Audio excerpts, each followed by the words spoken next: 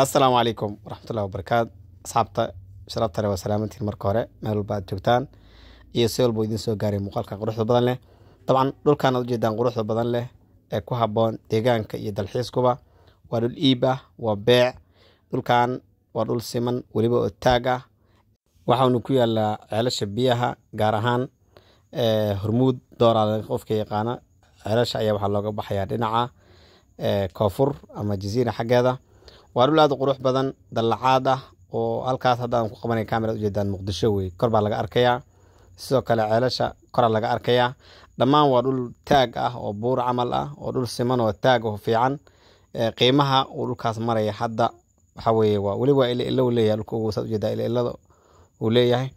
qiimaha hadda uu maray dhulkaas waxa weeye waa 4500 booskii sharcigiisu waa federal. booska waa 15 lagu dhuftay 20. waa dhul ku haboon deegaan ama bararsi. hadda ma laha wax koronto ama biyo ah laakiin waa dhul aad u qurux badan oo fiican oo deegaan ahaan ku haboon dalxiis ahaan ku haboon mustaqbalkan insha Allah taala noqonayo dhul la degi doona.